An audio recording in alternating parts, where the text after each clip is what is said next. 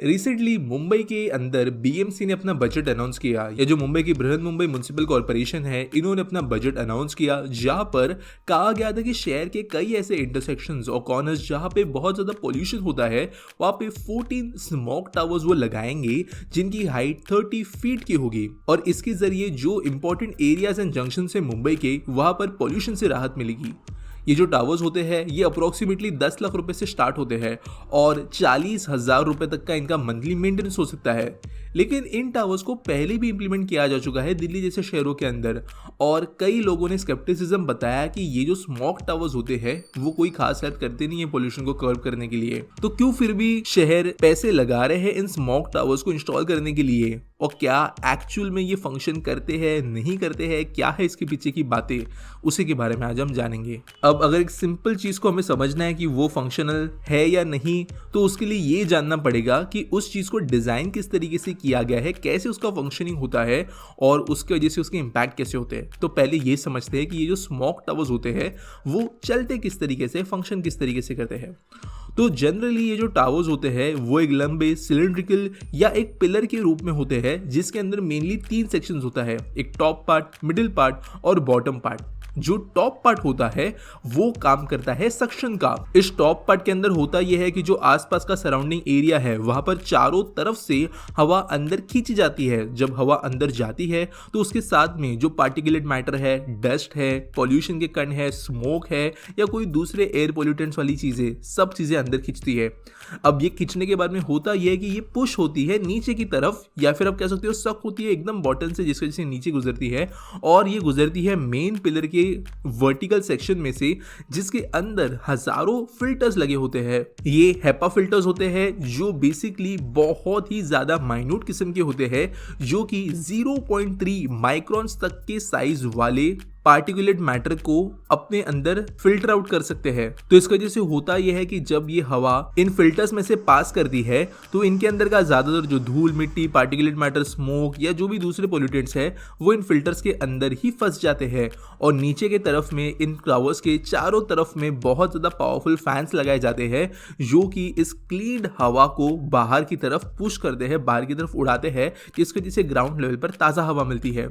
अब इसके अलावा कुछ और चीज़ें भी होती है। फॉर एग्जांपल यहाँ पर सेंसर्स होते हैं, पोल्यूटेंट, चाहे वो पोल्यूशन काउंट करने वाले हो, जो फिल्टर्स है उनके हेल्थ को मेंटेन करने वाले हो, ये सब सेंसर्स लगे होते हैं ताकि टाइम टू टाइम मेंटेनेंस और कितने पावर पे इन टावर्स को चलाना है वो समझा जा सके। इसके अलावा जो ऑब्वियसली इलेक्ट्रिकल इक्विपमेंट्स है, पैनल्स वगैरह है, वो भी यहाँ पर ऑब्वियसली इंस्टॉल किए जाते हैं। तो ये चलते क्यों नहीं है, कंसेप्ट तो ये बहुत सही लगता है, वो समझते हैं। तो देखो यार, हमारे जो शहर है वहां पर का पोल्यूशन कोई एक पर्टिकुलर एरिया में से नहीं आता। जनरली जो पोल्यूशन होता है वो इकट्ठा नहीं ठहरता, वो जब भी शुरू होता है तो वो हवा के जरिए जैसा भी विंड फ्लो हो रहा हो और जैसे उसके यहाँ के आसपास की कंडीशन है उसके हिसाब से शहर के चारों तरफ फैलता है। जबकि स्मोक टावर्स एक ही एरिया को टारगेट करते हैं, वो भी बहुत छोटे जोन में। अब छोटे जोन का मतलब क्या है, तो ये जो टावर्स होते हैं वो अपने आसपास के अंदर वो सिर्फ 100 से लेके 500 मीटर्स तक के रेडियस तक ही हवा पहुंचा पाते हैं, यानी 20 to 30 million cubic metres of air per day. और अगर आप कंपेयर करो कि कितना एयर जो है पोल्यूटेंट्स के रूप में बाहर आता है किसी शहर के अंदर,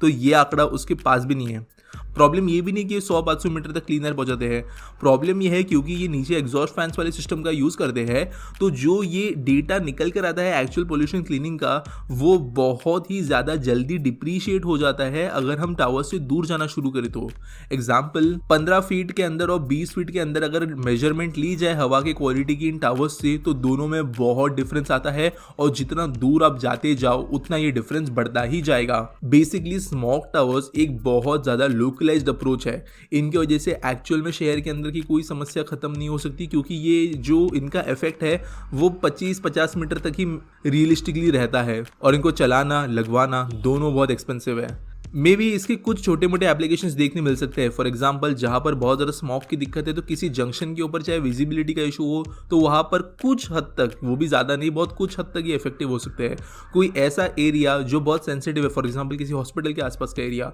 वहाँ पर मे बी इनका इस्तेमाल किया जा सकता है, लेकिन वो भी एप्लीकेशंस बहुत लिमिटेड है, क्योंकि उसके ज़्यादा बेटर ऑप्शन ये निकल कर आएंगे अगर हमें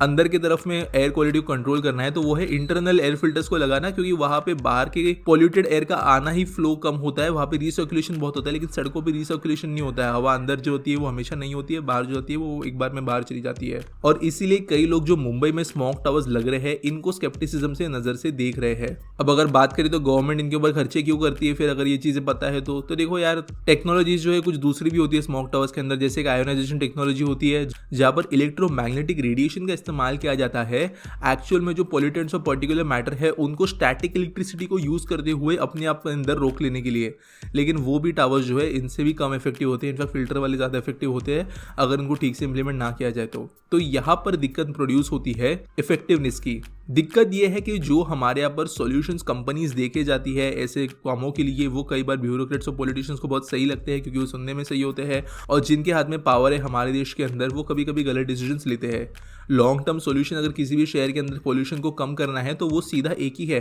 सोर्स से चीज़ों को कम करना। हमने लॉकडाउन के दौरान देखा कि अगर 10-15 दिन ह्यूमंस अपनी एक्टिविटी बंद करें तो ऑटोमेटिकली सब कुछ एकदम साफ हो जाता है, चाहे वो नदियाँ हो